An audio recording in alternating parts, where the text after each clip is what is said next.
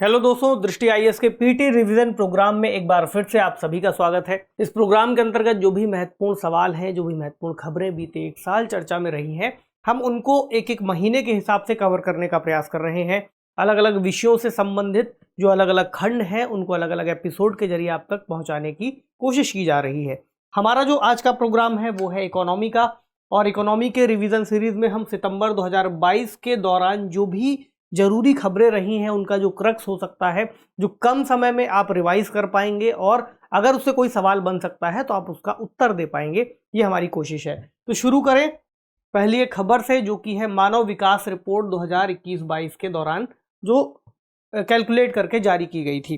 क्या कहा गया है इस रिपोर्ट में? चूंकि नाम है मानव विकास रिपोर्ट और मानव विकास सूचकांक से संबंधित जानकारी ये देती है कि किस तरीके से ह्यूमन डेवलपमेंट या मानव विकास हो रहा है। तो इसमें पता चला है कि भारत की रैंक जो कि साल 2020 के लिए 130 थी, वो साल 2022 में घट करके 132 हो गई है।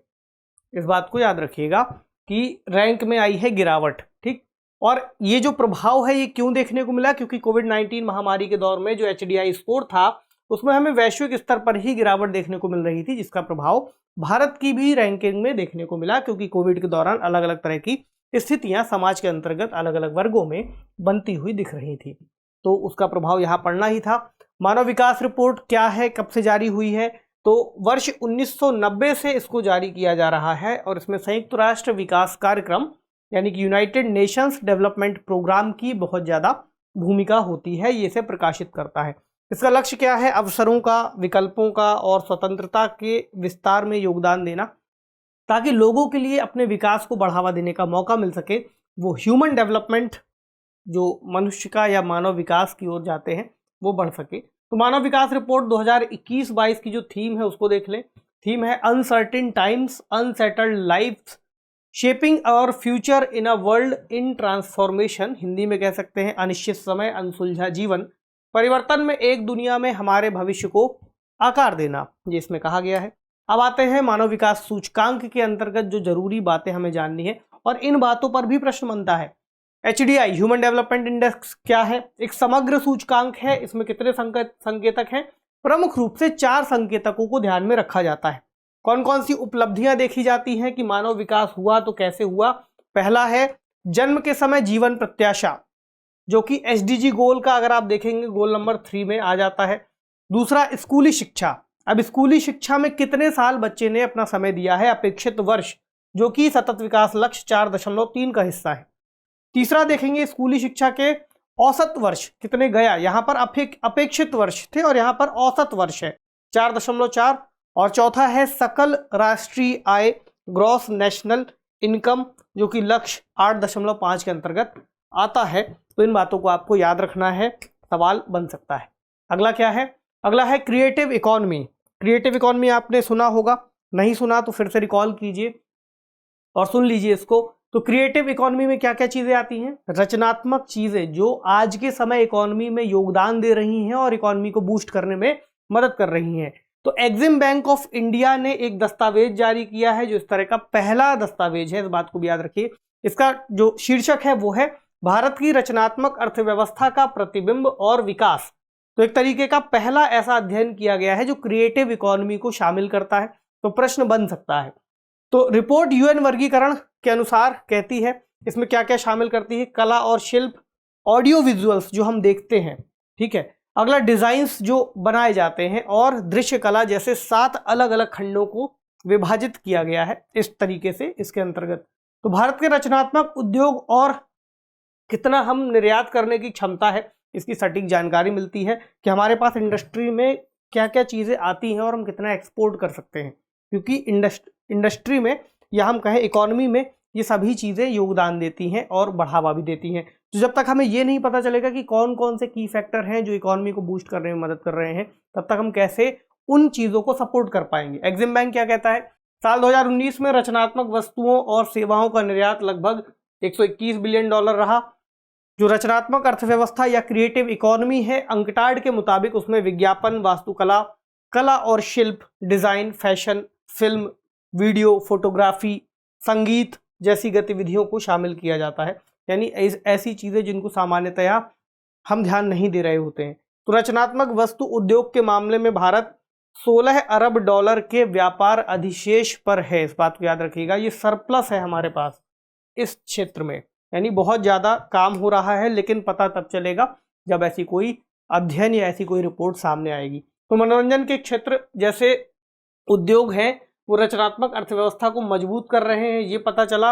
अंतर्राष्ट्रीय बॉक्स ऑफिस बाजार की बात करें, मनोरंजन बाजार की बात कर रहे हैं, तो राजस्व के मामले में भारत ने अमेरिका को छोड़ करके 6ठे स्थान पर अपना स्थान बना लिया है, यानी अमेरिका भारत से इस क्षेत्र में पीछे दिख रहा है।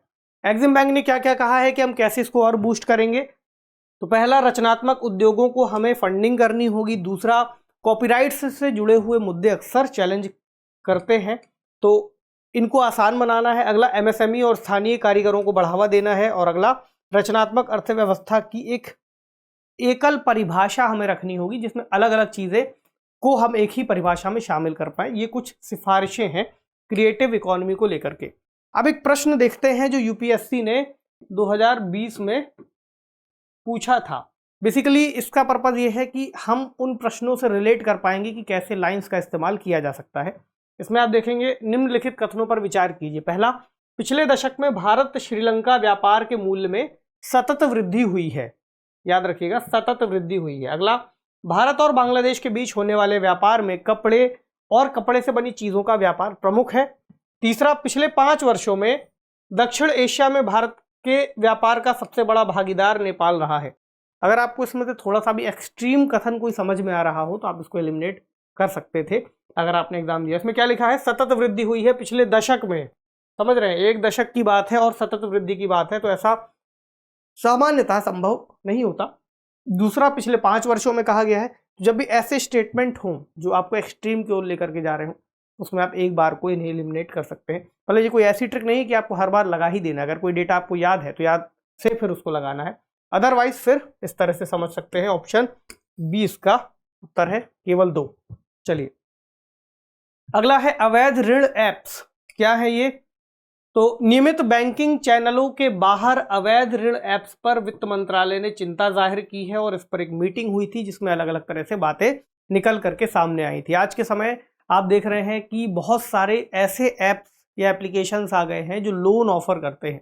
उन्हीं को लेकर के चिंता है कि कौन कौन से सही तरीके से कार्य कर रहे हैं और कौन कौन से इलीगल तरीके से या मनमाने तरीके से कार्य कर रहे हैं, उसको लेकर के चिंता है। तो आरबीआई से क्या कहा गया है कि वैध ऋण ऐप की एक वाइट लिस्ट तैयार करें और उसके बाद एलिमिनेट करें उन चीज़ों को जो इससे अलग काम कर रही हैं। आईटी मंत्रालय से कहा गया है केवल कानूनी ऋण एप्लीकेशन ही गूगल ऐप स्टोर पर उपलब्ध हो, यानी ऐसे एप्लीकेशंस जो ठीक तरह से कार्य कर रहे हैं, और जो अवैध तरीके से कार्य कर रहे हैं, मनमाने तरीके से कार्य कर रहे हैं एप्लीकेशंस, उनको हमें रोकना होगा। क्या होते हैं ये ऋण ऐप्स? बिना क्रेडिट स्कोर और कम बचत वाले ग्राहकों को ऋण देते हैं, और जब वसूली की बात आती है तो गलत तरीकों का, मनमाने तरीकों का इस्तेमाल करके फिर उनसे वसूली करते हैं। ये ऐसे एप्लीकेशंस होते हैं। क्रेडिट स्कोर देखना इसलिए ज़रूरी होता है ताकि आपको रिकवरी ठीक से हो सके, एक प्राइम लैंडिंग का पता चल सके कि किस व्यक्ति को जो ऋण दिया जा रहा है उसका क्रेडिट स्कोर कितना अच्छा है, उसकी ऋण अदायगी के तरीके कैसे हैं, बहुत सारी चीज़ें पता चलती हैं। तो गूगल प्ले और एप्पल प्ले स्टोर पर ये इस तरह की जो एप्लीकेशंस हैं मौजूद होते हैं। यहाँ दिया हुआ है इनके तरीकों के बारे में। कम आय वाले लोगों को अत्यधिक उच्च दर पर पहली बात ऋण दिया जाता है, तो उच्च दर होने की वजह से ऋण चुकौती वहाँ कम हो जाती है। दूसरा, ऋणों की वसूली के लिए अनैतिक गतिविधियों का सहारा। इसके अलावा ऐसे एप्लीकेशंस माना गया है कि मनी लॉन्ड्रिंग, टैक्स चोरी और डेटा चोरी के भी तरीके हो सकते हैं। इसलिए अनियमित भुगतान एग्रीगेटर्स और एनबीएफसी का दुरुपयोग भी यहाँ पर किया जा सकता है, और भुगतान एग्रीगेटर्स का पंजीकरण एक समय सीमा के भीतर पूरा किया जाए, ऐसा गाइडलाइंस दी गई है मंत्रालय की तरफ से। और अगर समय अवधि पूरी हो जाने पर जो अपंजीकृत भुगतान एग्रीगेटर होंगे उनको काम करने से रोक दिया जाए, उनको ब्लॉक कर दिया जाए। इसके अलावा आरबीआई को म्यूल या किराए के खातों की निगरानी करने के निर्देश दिए गए हैं। ये म्यूल अकाउंट्स ऐसे अकाउंट्स होते हैं जो मनी लॉन्ड्रिंग का पहला चरण माने जाते हैं। इसके अलावा मनी लॉन्ड्रिंग में इनका उपयोग किया जाता है। याद रखिएगा, म्यूल शब्द जो है मनी लॉन्ड्रिंग से जुड़ा हुआ है। प्रश्न है यहां पर दिया है, म्यूल खाता आमतौर पर मनी लॉन्ड्रिंग का पहला चरण होता है जिसे प्लेसमेंट कहा जाता है। प्रश्न में पहला स्टेटमेंट। दूसरा कहता है इसके माध्यम से अवैध धन को वित्तीय प्रणाली में दाखिल कराया जाता है। दोनों ही स्टेटमेंट यहां पर सही होंगे। माफ कीजिएगा, इसका उत्तर मैंने ही दे दिया। चलिए आप अगले वाले में ट्राई कर सकते हैं। अगली जो खबर है वो है कार्यबल में महिलाएं। ऑक्सफैम इंडिया ने एक रिपोर्ट जारी की है, रोजगार में भेदभाव। जो भी रोजगार आज के समय हम अर्थव्यवस्था में देखते हैं महिलाओं और पुरुषों के लिए, वहां पर भेदभाव होता है, ऐसा ही कहते हैं। उसका नाम है रिपोर्ट का इंडिया डिस्क्रिमिनेशन रिपोर्ट। तो भारत की महिलाओं और हाशिए पर स्थित समुदाय के साथ रोजगार के क्षेत्र में जो भेदभाव होता है उसको उजागर करती है रिपोर्ट 2004 से 2020 के सरकारी आंकड़ों के व्यापक विश्लेषण पर आधारित है, जिसकी वजह से ये पता चला है कि किस किस तरह की दशाएं किस किस समय काल में हुई हैं। नौकरियों में, आय, स्वास्थ्य और कृषि ऋण तक पहुंच आदि में जो भेदभाव से जुड़े हुए आंकड़े हैं, डेटा है, वो यहाँ पर दर्ज है। इसके आधार पर बनाया गया है। तो ये रिपोर्ट कहती है कि साल 2021 में भारत में महिलाओं की LFPR यानी लेबर फोर्स पार्टिसिपेशन रेट गिर करके 25% हो गया है, और जो 2004-05 में 43% था। विश्व बैंक ने क्या कहा है कि भारत में महिला LFPR ब्राजील, रूस, चीन और दक्षिण अफ्रीका से भी बहुत कम है। ये भी एक समस्या वाली बात है। इन देशों का भी कोई बहुत अच्छा नहीं है, लेकिन भारत का इनसे भी कम है। और लेबर फोर्स पार्टिसिपेशन रेट कुल आबादी में श्रम बल का हिस्सा होता है। अगर पूछ दिया जाए कि LFPR होता क्या है कुल आबादी में से श्रम बल का हिस्सा क्या है, लेबर फोर्स पार्टिसिपेशन रेट। और श्रम बल क्या होता है? श्रम बल होता है ऐसे लोग जो रोजगार में शामिल हैं या तो रोजगार की तलाश कर रहे हैं। श्रम बल में वह व्यक्ति शामिल नहीं होता जो रोजगार करना ही नहीं चाहता है, वो आराम से घर पे बैठना चाहता है, वो श्रम बल में नहीं आएगा। रोजगार की तलाश में होना चाहिए या रोजगार में होना चाहिए। तो इसके हिसाब से फिर इसको निकाला गया है। भागीदारी में जो कमी आ रही है किस कारण से आई है, इस पे भी कुछ पॉइंट्स उन्होंने हाईलाइट किए हैं, जैसे मजदूरी और अवसरों में लैंगिक भेदभाव। जो नियोक्ता है उनका महिलाओं के प्रति पूर्वाग्रह कि आने वाले समय में ये लीव लेंगी।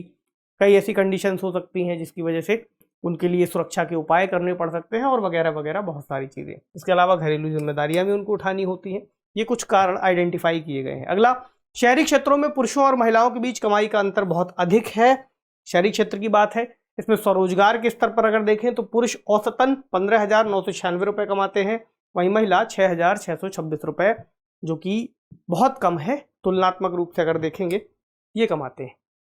तो इससे जुड़े हुए कई सारे ऐसे पॉइंट्स हैं जो इंपॉर्टेंट हो सकते हैं। प्रीलिम्स में सवाल बन भी सकता है, नहीं भी बनता तो आप आगे कहीं यूज़ कर सकते हैं। अगला है अकाउंट सेटलमेंट सिस्टम। ये भी बहुत ज़्यादा चर्चा में था। तो सेबी से संबंधित है। स्टॉक ब्रोकिंग उद्योग से जुड़ी नई खाता निपटान प्रणाली लागू हो चुकी है 1 अक्टूबर 2022 से, यानी पिछले साल से। तो सेबी के दिशा निर्देशों के मुताबिक इसे संचालित किया जा रहा है। और खाता निपटान की प्रक्रिया क्या है?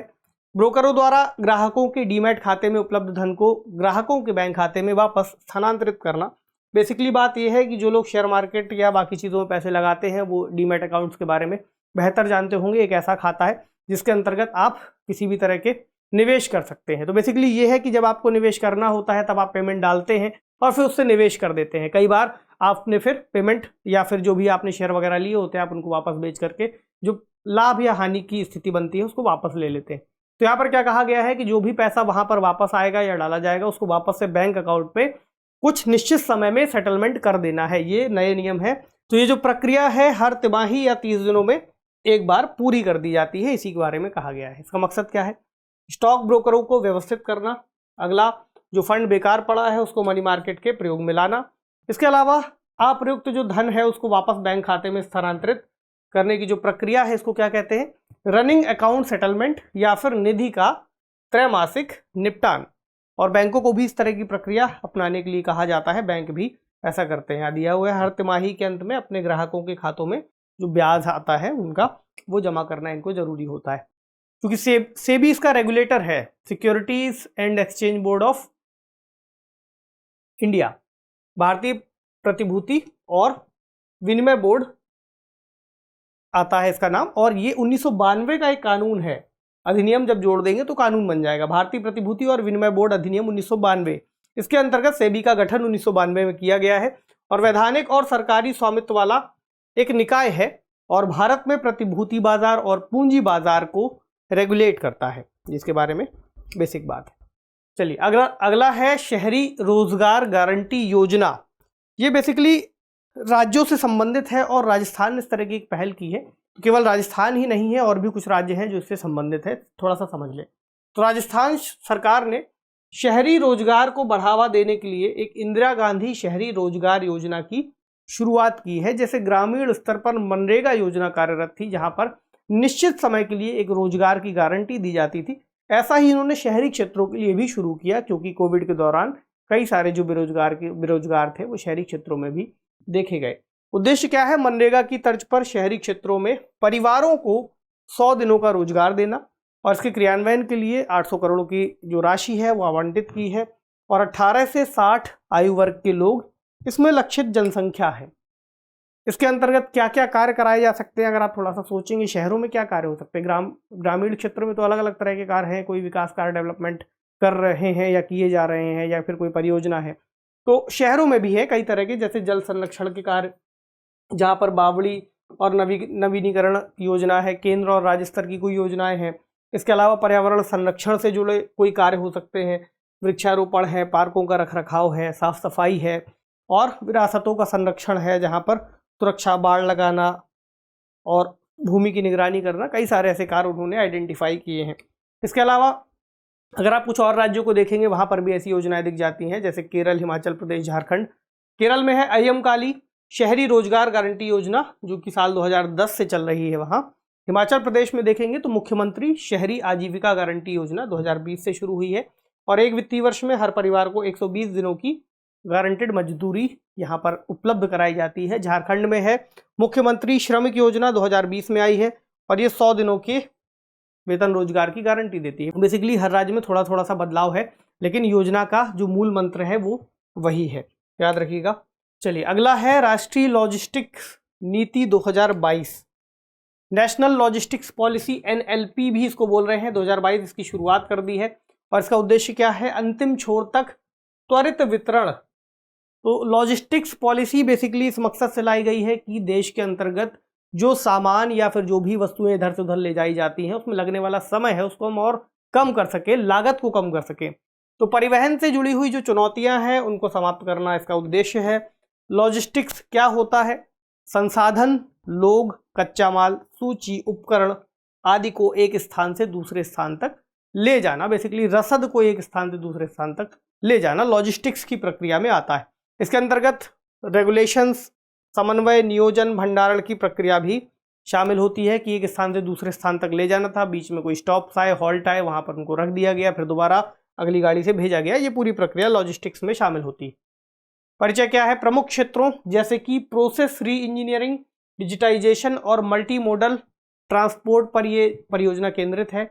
यहाँ पर उच्च लॉजिस्टिक्स लागत अंतर्राष्ट्रीय बाजार में घरेलू सामानों की प्रतिस्पर्धात्मकता को प्रभावित करती है। ऐसा पता चलता है कि जैसे ही अगर भारत के अंतर्गत मान ली लागत बहुत ज़्यादा है, किसी देश में कम है, तो यहाँ पर जो ओवरऑल लागत आएगी घरेलू सामान की, और हमको उसको निर्यात भी कर रहे हैं, तो उसकी कीमत बढ़ जाएगी एक तरह से, इसलिए उसको हम सही करने का प्रयास कर रहे हैं। इसके अलावा भारत में अन्य विकसित अर्थव्यवस्थाओं की तुलना में लॉजिस्टिक्स की लागत अधिक है, ऐसा भी देखा गया है। तो लक्ष्य क्या है? लॉजिस्टिक्स लागत को कम करना, लागत में कटौती करना, जो कि वर्तमान में जीडीपी का लगभग 14 से 15% हिस्सा है लॉजिस्टिक्स का खर्च। तो साल 2030 तक के लिए हम इसमें लगभग 8% तक की कमी लाना चाह रहे हैं, और भारत का लक्ष्य वर्ष है 2030 तक लॉजिस्टिक्स परफॉर्मेंस इंडेक्स में टॉप 10 देशों में शामिल होना।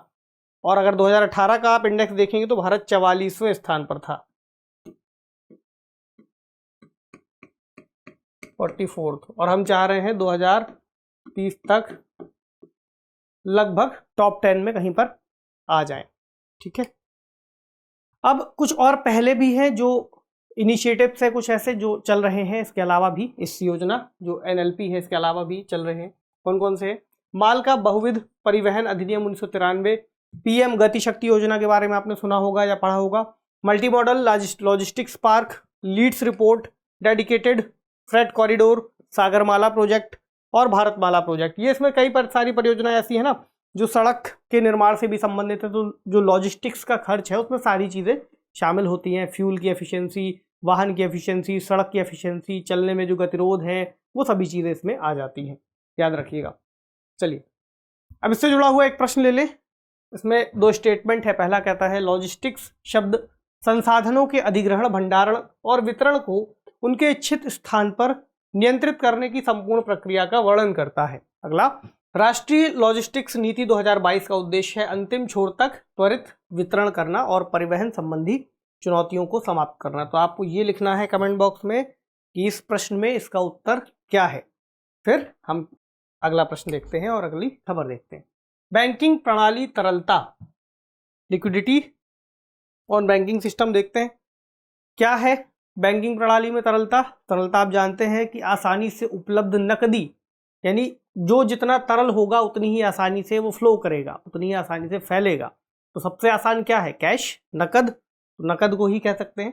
आसानी से उपलब्ध जो नकदी है तरलता का सबसे सरल उदाहरण है, जिससे बैंक अल्पकालिक व्यापार और वित्तीय जरूरतों को पूरा करते हैं।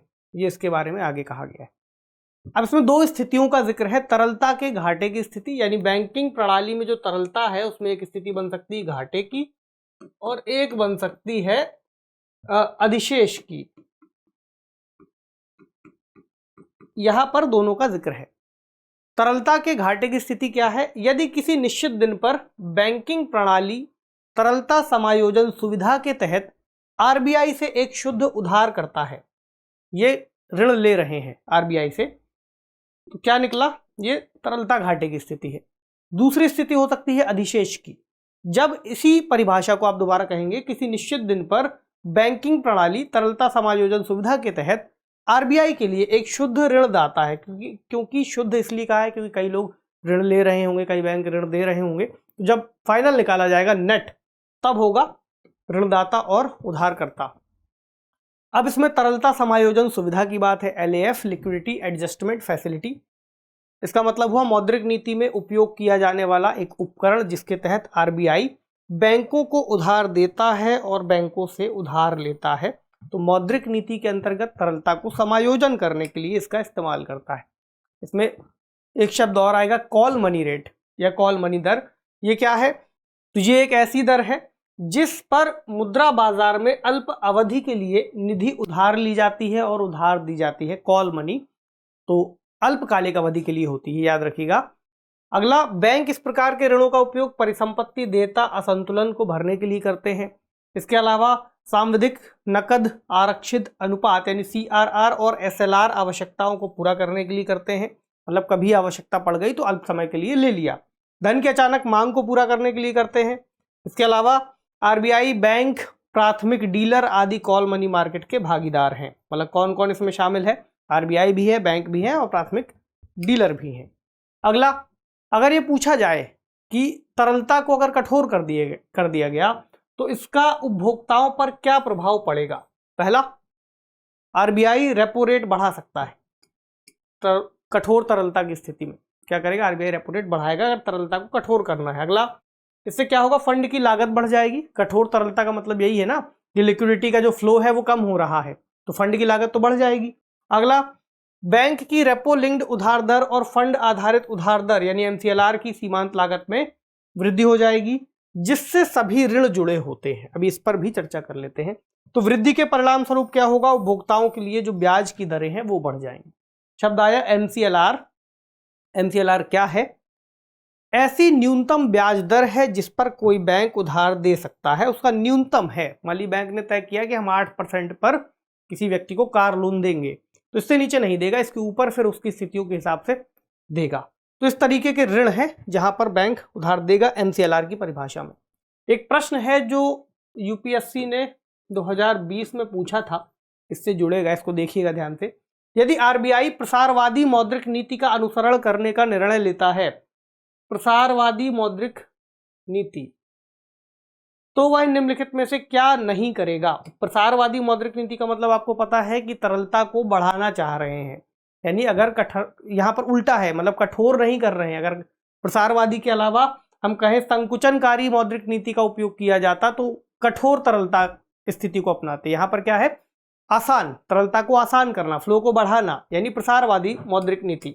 इसमें वह निम्नलिखित में से क्या नहीं करेगा? पहला, वैधानिक तरलता अनुपात को घटाकर उसे अनुकूलित करना। दूसरा, सीमांत स्थायी सुविधा दर को बढ़ाना। अगला, बैंक दर को घटाना तथा रेपो दर को भी घटाना। ये करेगा, प्रसारवादी मौद्रिक नीति के अंतर्गत है। बैंक रेट को कम करेगा, रेपो दर को कम करेगा ताकि बैंक ज्यादा से ज्यादा ब्याज ले सके। अगला, सीमांत स्थायी सुविधा दर, MCLR ही लिखा है, ये यही है। इसका मतलब क्या है? जिस दर पर कोई बैंक उधार दे सकता है, न्यूनतम दर, अगर इसको बढ़ा देगा तो आप समझ सकते हैं कि इसको बढ़ाने पर जो ऋण है वो महंगे हो जाएंगे, अर्थव्यवस्था से तरलता कम होने लगेगी। तो ये नहीं करेगा। इसका जो उत्तर है वो क्या है? ऑप्शन बी, केवल 2 नहीं करेगा। एक और सवाल था 2020 का ही है। यदि आप अपने बैंक के मांग जमा खाते डिमांड डिपॉजिट अकाउंट से 1 लाख रुपए की नकद राशि निकालते हैं तो अर्थव्यवस्था में तात्कालिक रूप से मुद्रा की समग्र आपूर्ति पर इसका क्या प्रभाव पड़ेगा? पहला, मुद्रा की समग्र पूर्ति में 1 लाख रुपए की कमी आएगी। दूसरा, 1 लाख रुपए की वृद्धि होगी। तीसरा, 1 लाख रुपए से अधिक की वृद्धि होगी। और चौथा, तो इसका क्या होगा उत्तर? मुद्रा की जो समग्र पूर्ति है वो अपरिवर्तित रहेगी, क्योंकि क्या लिखा हुआ है? तो अर्थव्यवस्था पर, अर्थव्यवस्था की मुद्रा की समग्र आपूर्ति पर इसका क्या प्रभाव पड़ेगा? समग्र आपूर्ति में बैंकिंग जमा और लोगों के पास जो धन होता है, दोनों चीजें आती हैं, तो इस पर प्रभाव कोई भी नहीं पड़ेगा। ये इसका उत्तर है। अब इस तरह के कई सारे सवाल फ्रेम किए जाते हैं जो अप्लाइड फॉर्म में भी होते हैं, मतलब अब बेसिकली उस तरीके के सवाल कम रह गए हैं। अलग अलग तरह से अलग अलग साल हम सवालों को देखते हैं, तो आपको पूरी तरह से तैयार रहना है। जो भी बेसिक चीज़ें हैं इकोनॉमी के अंतर्गत, बहुत सारी टर्म्स हैं, उनको आप याद कर लीजिएगा। कई सारे ऐसे चैप्टर हैं जो बहुत महत्वपूर्ण हैं, कोशिश करेंगे कि उनसे आने वाले जो भी टेक्निकल शब्द हों हम उनको यहाँ पर कवर करें। इसके अलावा करंट अफेयर्स से जुड़ी हुई जो भी खबरें हैं हम कवर कर रहे हैं, तो आप एक बार फिर से रिवाइज कर लीजिएगा। कुछ और अगर आपको जानना हो, ना समझ में आ रहा हो, तो आप कमेंट बॉक्स में लिख सकते हैं। जल्द ही इस प्रोग्राम की भी आपको PDF उपलब्ध करा दी जाएगी। तो मिलते हैं अगले सेशन में कुछ अन्य नए सवालों के साथ। पढ़ते रहिए, अपना ख्याल रखिए। शुक्रिया।